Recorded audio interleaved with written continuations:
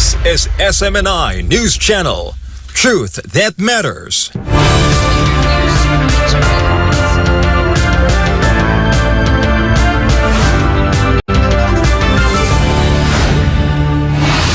In the headlines, Senator Ronald Bato de la Rosa described the scene as deeply unsettling. Armed police is full battle gear jogging in front of the central headquarters of the Kingdom of Jesus Christ, disrupting the church's missionaries as they pray. The senator also criticized the national police mishandling of the search and arrest of Pastor Apollo Sikibuloy. Meanwhile, a new bill is being proposed in the Philippine Congress to mandate drug testing for all government officials, including the president. In other news, the speculation about a possible impeachment complaint against Vice President Sara Duterte has resurfaced following her recent criticism of the administration. A political analyst warned that pursuing an impeachment against the vice president could backfire and further weaken the Marcos Jr. administration. I'm Deivid Lira. Newsline World starts now.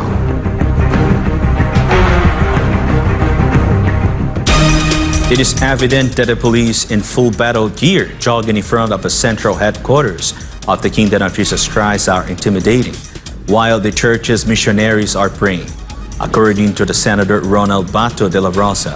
In this regard, the senator also criticized the national police's flawed approach in searching for arresting Pastor Apollo Sikibuloy. Let's hear more from Jason Rubrico. Since April 13, 2005. The serious prayers of the Kingdom of Jesus Christ missionaries were once again disturbed by police. But this time, they used a different style. Where have you ever seen hundreds of police in full battle gear while jogging? Only here in front of the Kingdom of Jesus Christ at 5 in the morning on this Tuesday. As usual, only their eyes are visible. Even their nameplates are covered. He is no longer in power. On November 1, But when the sirens sounded inside the KOJC religious compound, the police suddenly made a U-turn back to Camp Katitipan. the work of salvation. He is now enthroned as King of the new creation. In an interview with SMNI News, Senator Ronald Bato de la Rosa stated that while police jogging cannot be stopped because it's on public roads, their intentions are clear. Halata na masyado talaga kung ano yung purpose niyan. Kung intimidate ko sinong dapat nakikita. Sige lang, take and take lang tayo. Nothing is forever. Previously, they did the same in Barangay Tamayong, where the Prayer Mountain is located, one of KOJC's religious compounds, attacked on June 10, 2024. They performed foot patrols in the area without any explanation of their purpose. This caused fear among Tamayong residents, especially the children. Senator Bato also criticized the police for their excessive force, almost opposing the people of Davao just because they want to arrest Pastor Apollo Sikibuloy. In their quest na maaresto si Pastor Apollo Kibuloy, halos lahat na ng tao ng Davao kinakalaban na nila, hinaharas na nila at kanila nang ina-antagonize. Mali po na approach yan. Maling-mali na approach yan. Senator De La Rosa adds that the national police are wasting resources. He claims their actions in Davao are injustice. Hinahanap mo isang tao, apat na tao na may warrant of arrest. Granting na yun nga, duty niyo yan, nahanapin yan. But in doing so, you need not antagonize the whole community of Davao City na parang hinaharas na niyo palagi, nagsusyo-force na lang kayo palagi. That's a waste of resources. You intimidate your own people kasi hindi niyo makita yung hinahanap ninyo na may warrant of arrest. I-intimidate na niyo ang kalahatan ng mga tao. That's unfair. That's injustice. That's unjust sa mga tao ng Davao. Recently, KOJC Legal Counsel received information from a reliable source about another police attack on the religious compounds. Attorney Israelito Torion issued a warning. This serves as a warning po sa mga kaibigan po natin ng mga Davao City Police, no, na gagamitin sa second wave daw. Naka-receive ako ng text messages kanina po na nag-create daw ng team na lulusob na naman daw sila dito sa compound ng KOJC. Pakisabi lang po sa inyong general na kung wala kayong alias warrant of arrest, no? Ilang beses na po kayo nag-serve po dito sa KOJC. Definitely the KOJC authorities may not allow you anymore to enter the properties voluntarily, no? And you might be included in the cases that will be filed. Pasensyahan na po, wala pong personalan ito. Please require your general. Ask your general, sir, meron ba tayong alias warrant of arrest po dito? Kasi kailangan tayo na mag-file ng motion pursuant to the rules eh. Early in the morning of June 10, 2024, a combined force of PNP staff, CIDG attacked 4 KOJC religious compounds, causing fear and trauma to KOJC missionaries and children. These also resulted in the death of 2 members of the Blaan tribe in Kitbog. On August 5, 2024, police also attacked the KOJC farm in Barangay Tamayong, destroying KOJC missionaries' houses, forcing them to the ground, and aiming high-caliber guns at them. For God and my beloved Philippines, I am Jason Rubrico, SM9 News. A bill is now being proposed in the Congress to implement mandatory drug tests for government officials, including the President of the country. MJ Mudahar reports. Davao City 1st District Representative Paulo Duterte has filed House Bill number 10744 to implement a mandatory random drug test for all appointed and elected government officials nationwide. The proposal includes the President of the Philippines, as well as those applying for a driver's license, employees in both public and private sectors, particularly those in GOCCs. It is proposed that they undergo a hair follicle drug test with a urine drug test for confirmation. The bill also states that this should be done for all government officials every 6 months. According to Congressman Duterte, it is only right that government officials prove they are complying with the law by undergoing drug tests. Congressman Duterte also pointed out that this is what is stated in the Comprehensive Dangerous Drugs Act and that government officials are not exempted.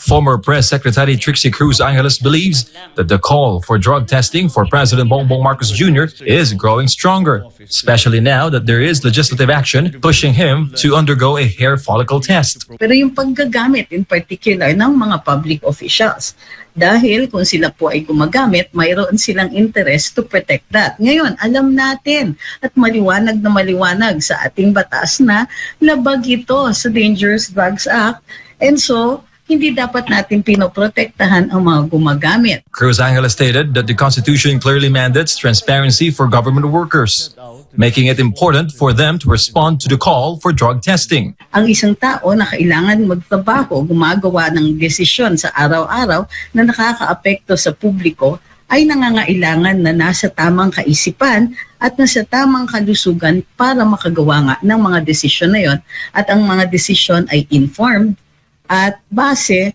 sa logic at saka sa available information. Judging from netizens' comments, the majority of Filipinos are calling for President Marcos Jr. to undergo a credible drug test. This comes after videos emerged linking Marcos Jr. to illegal drug use, including testimony from witness Kathy Binag, who confirmed Marcos Jr.'s alleged involvement in illegal drug use. Hindi natin hinihingi ang random drug testing just for the in order to catch a crime. Diba? Because merong aspeto din yan. But in order for us to determine kung yung kawani ng gobyerno ay maaari pang tumuloy sa kanilang posisyon, gawa nga ng posibilidad na naaapektuhan na ang kanilang utak o ang kanilang kalusugan. For Gunmobile of Philippines, MJ Mondihap, SM9 News. Speculations about a possible impeachment complaint against Vice President Sara Duterte have resurfaced following her recent criticism of the administration. However, a political analyst warned that continuing to attack the vice president could further weaken the Marcos Jr. administration. Here's the report from Angel Pastor. Vice President Sara Duterte has recently criticized the Marcos administration for neglecting several pressing issues facing the country. Among these issues is the inadequate response to flooding problems, with the DPWH admitting that the Marcos Jr. government does not have a flood control master plan.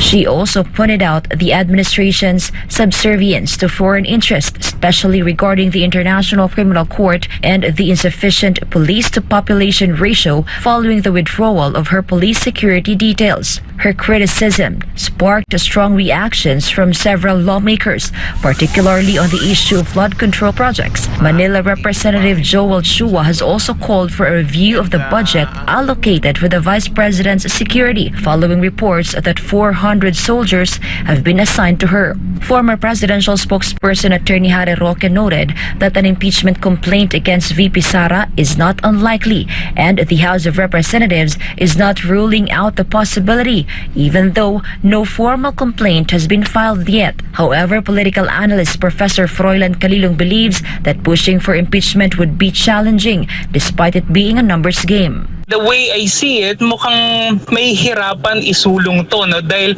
wala namang maliwanag or tahasang paglabag ang ating ikalawang Pangulo doon sa mga tinatawag natin na possible grounds for impeachment. No? So, it's going to be a hard sell, I think, on the part of the public. And you're right, the Vice President really had a clear mandate, and she has the legitimate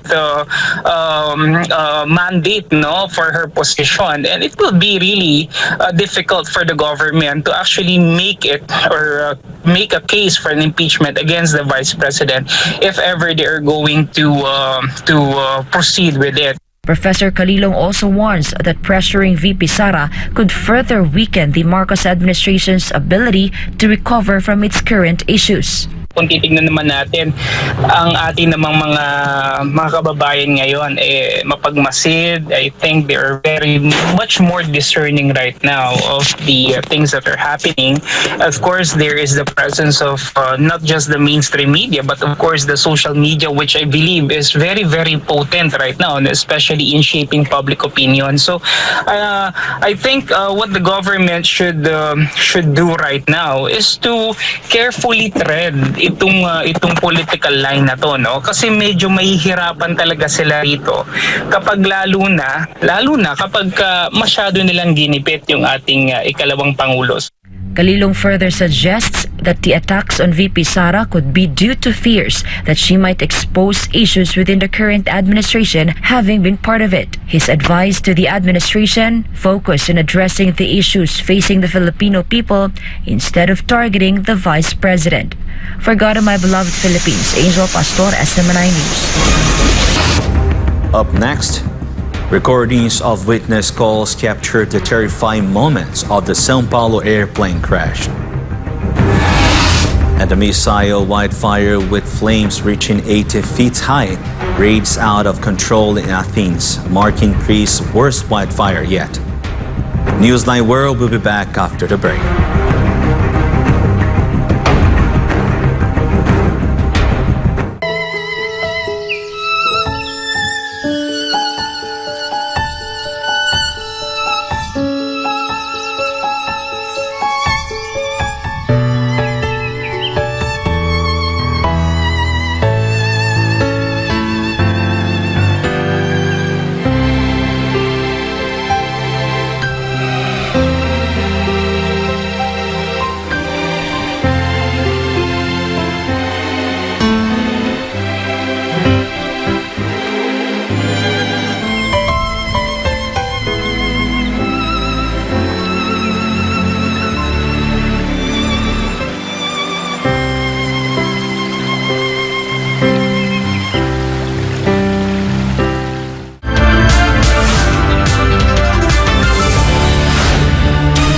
Recordings of calls made by witnesses of the airplane crash in São Paulo, Brazil, captured the terrifying moment experienced by those who saw the aircraft fall.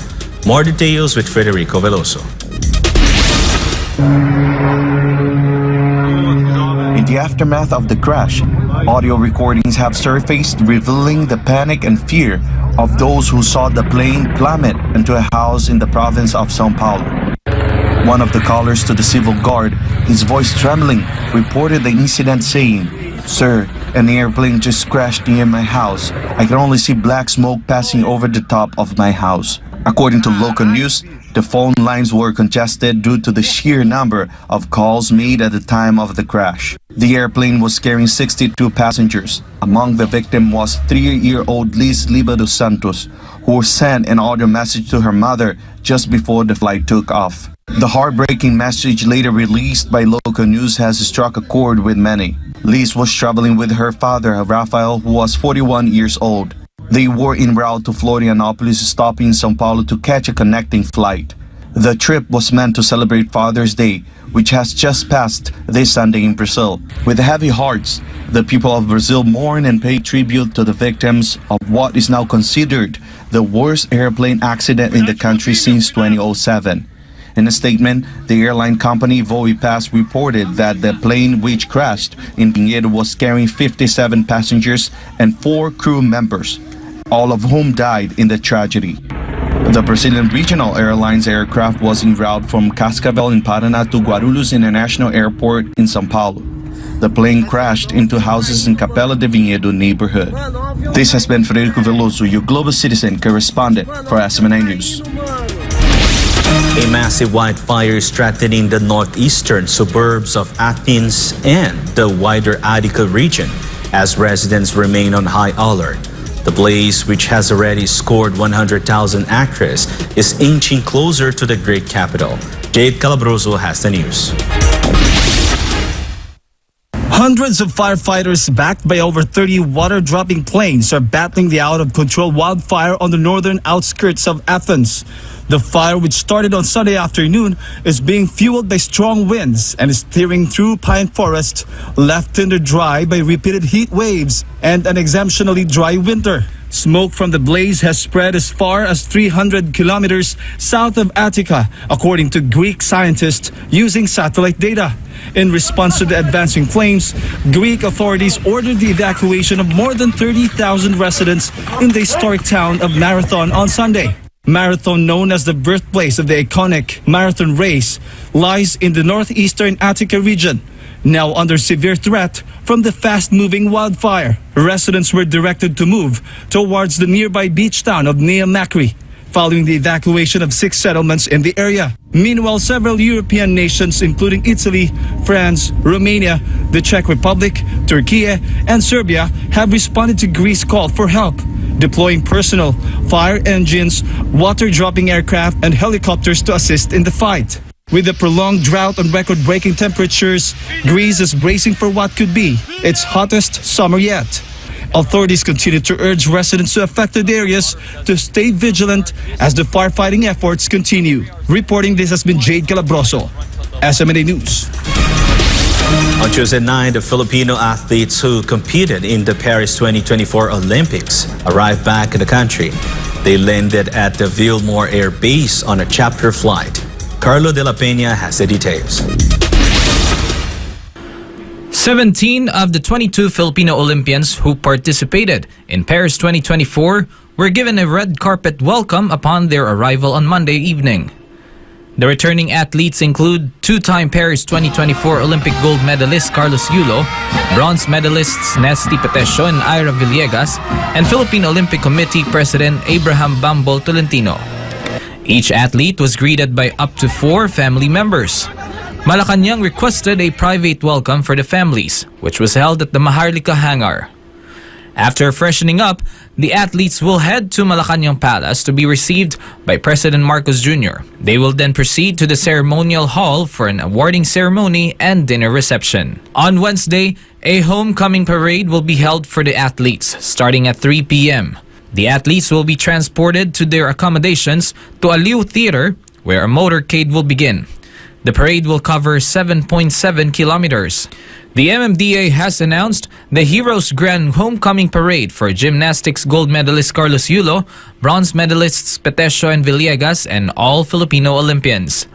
The parade will begin at Aliw Theater, turn left onto Rojas Boulevard, then right onto P. Burgos Avenue, and continue straight to Finance Road. From there, it will turn right onto Taft Avenue, then right again into President Quirino Avenue.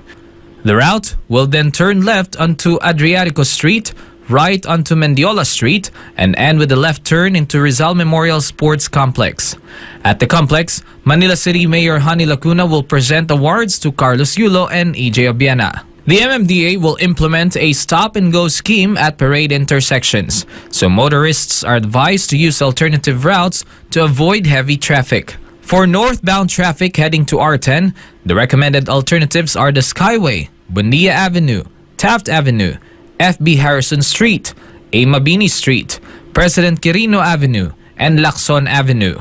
For southbound traffic, consider using Rojas Boulevard, UN Avenue, San Marcelino, or Quirino Avenue to SLEX.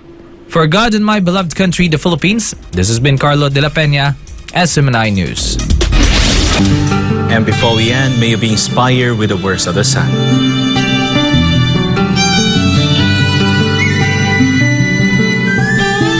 Humility and sincerity are what counts in the character of a man.